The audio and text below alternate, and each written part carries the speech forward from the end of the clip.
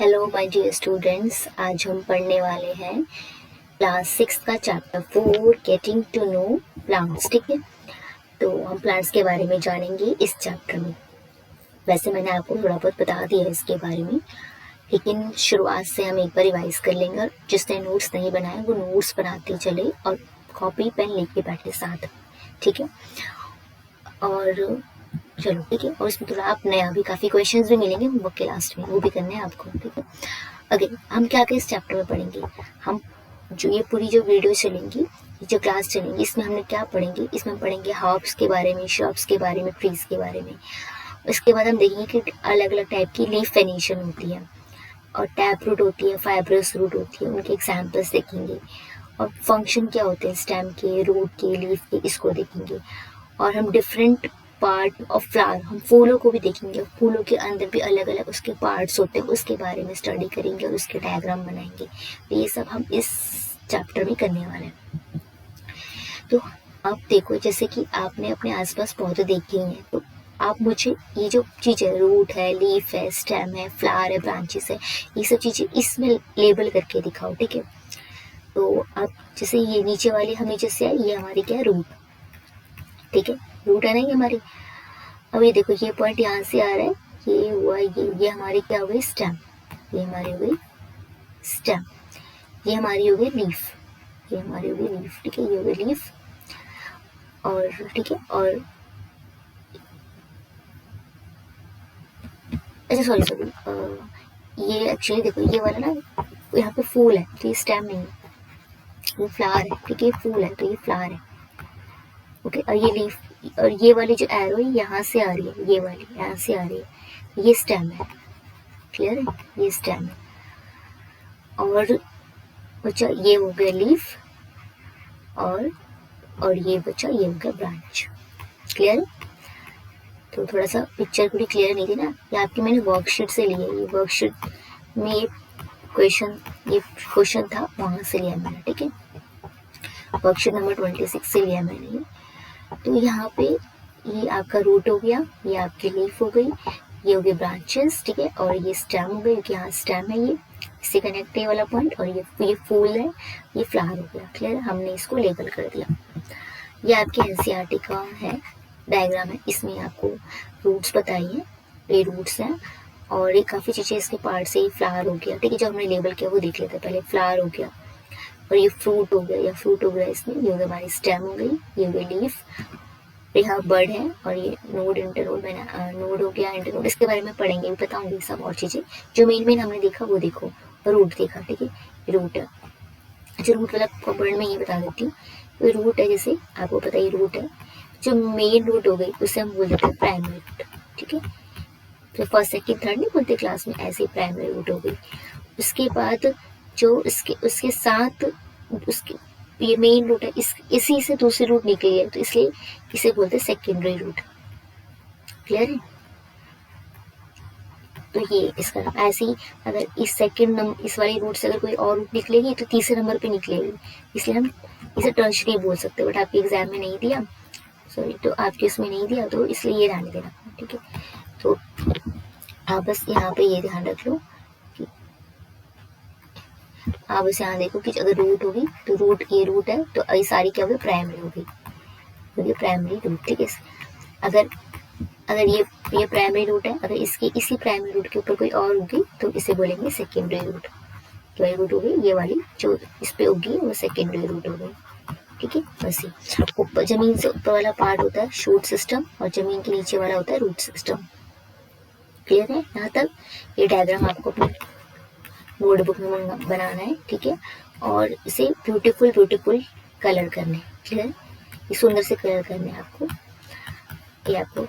ये आपका एक होमवर्क हो गया, ठीक है, होमवर्क। नेक्स्ट अब हम पढ़ेंगे हर्ब्स के बारे में, श्रब्स के बारे में, ट्रीज के बारे में। ये क्या है, देखो, जब तुम अपने आसपास देखो तो आपको अलग अलग तरह के प्लांट मिलते हैं, ठीक है। तो अब जो आपके आसपास ये बहुत कुछ बहुत नाजुक होंगे, कुछ थोड़े से स्ट्रांग होंगे, कुछ ज़्यादा बहुत ज़्यादा स्ट्रांग होंगे, तो इसी बेसिस पे, उनके स्टेम्स के बेसिस पे, ठीक है, उनके हाइट के बेसिस पे जो है प्लांट्स को डिवाइड किया गया है डिफरेंट कैटेगरीज में। 3 कैटेगरीज है, हर्ब्स, श्रब्स और ट्रीज। देखो अभी हम पढ़ रहे हैं, यहाँ देखो अभी हम पढ़ेंगे हर्ब्स के बारे में। हर्ब्स जो होते हैं प्लांट्स जो हाइट में छोटे होते हैं और उनकी ब्रांचेस बहुत सॉफ्ट होती है और ग्रीन ग्रीन आपको उनकी स्टेम चाहिए। देखो ये स्टेम जो इसकी कौन से कलर की है, ग्रीन कलर की स्टेम है ना, तो ये हर्ब्स है। जैसे कि आपका धनिया, घर पे सबने धनिया देखा ही है, घर में सबके घर धनिया आता है ना, तो ये देखो इसके बहुत सॉफ्ट सॉफ्ट स्टेम्स है और एक ग्रीन कलर की है और छोटे छोटे छोटे पौधे होते हैं। तो इन्हें ये हो गया हर्ब से एग्जाम्पल, तो ध्यान रखना इसका एग्जाम्पल हो गया धनिया। और ये टमाटर, टमाटर ये जो उगाए गए हैं इसको सपोर्ट दिया गया है, तो ये जो टमाटर है यहाँ पे उगाए गए ये क्या है, ये सारे क्या है, हर्ब्स है। ओके, और बाकी तुम्हारा एक होमवर्क किया है कि तुम्हें इन दोनों के अलावा भी हर्ब्स के नेम लिखने हैं, कमेंट सेक्शन में लिखने हैं और अपनी कॉपी में भी लिखने हैं। ठीक है, ठीक है। इनके अलावा गूगल करो, चाहे देखो अपने आसपास जैसे आपको नॉलेज हो, ठीक है, उससे करो। इसके बाद है अब हम पढ़ेंगे श्रब्स के बारे में। कुछ पौधे होते हैं, उनकी स्टेम्स होती है वो हार्ड होती है, ठीक है, जैसे हार्ड है, ये देखो ये लकड़ी की है ना, हार्ड है, लेकिन बहुत मोटी नहीं होती, पतली, मतलब हार्ड है वो मोटी नहीं होती, ब्राउन कलर की दिखेगी लेकिन मोटी नहीं होगी। और and they branch out from the base of the stem are shrub, मतलब आपको जैसे कि पेड़ है, थोड़ी सी जो हर्ब्स होती है उनकी तो ग्रीन कलर की होती है, ठीक है, और वो नाजुक होती है, लेकिन डेलिकेट होती है। और जो ये श्रब्स होती है उसकी थोड़ी मोटी होती है और ये ब्राउन कलर की होती है, लेकिन जो पेड़ों जितनी मजबूत, ट्रीज जितनी मजबूत नहीं होती, ठीक है। और ये आपको ऐसे दिख जाएगा कि बेस से, मतलब यहीं से जमीन से के आसपास से इनके ब्रांचेस निकल रही होंगी। ये आपके एग्जाम्पल है बेसिल। बेसिल बेसिल आप पता है इसे हिंदी में क्या बोलते हैं, बेसिल होती है तुलसी। तो ये तुलसी का पौधा है, आप देखोगे तो ये इसकी लकड़ी जैसी होती है ना, इसकी जो स्टेम होती है वो लकड़ी जैसी होती है, ब्राउन कलर की होती है। तो ये हर्ब्स तो ही नहीं और ट्री भी नहीं है ये, तो क्या हुआ, श्रब्स हो गई। और ऐसे आपका नींबू का पौधा, ठीक है, तो ये आप यहाँ पे नींबू उग रहे हैं, देखो ये सारे, ये क्या है, इसकी ब्राउन ब्रांचेस है और इतनी भी मजबूत नहीं, ठीक है, तो ये क्या है, ये है श्रब्स।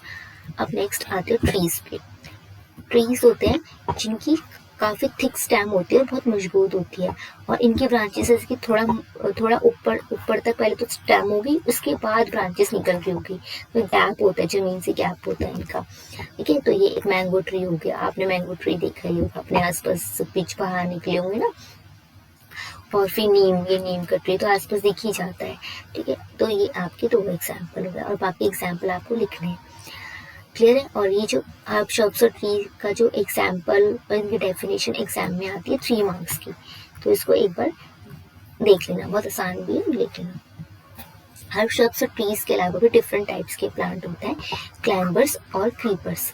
ये यहाँ पे क्रीपर्स के फोटो बनाई हुई है और ये यहाँ पे क्लाइंबर की फोटो बनाई है और ये प्लांट आपने अपने घर पे देखा हुआ है, तो कौन सा प्लांट की पिक्चर है ये, right, this is money plant, ठीक है। तो अब देखो यहाँ पर क्लाइंबर्स के बारे में क्या है। क्लाइंबर्स क्या होता है कि प्लांट होता है बहुत, क्लाइंब मतलब तो पता, क्लाइंब मतलब क्या होता है, क्लाइंब मतलब होता है चढ़ना ना, कि हम क्लाइंब कर रहे हैं। तो क्लाइंबर्स वो पौधे जो होते हैं जो जिनकी जो स्टेम बहुत थिन होती है, बहुत पतली होती है, कमजोर होती है और लंबी लंबी, बहुत लंबी भी होती है।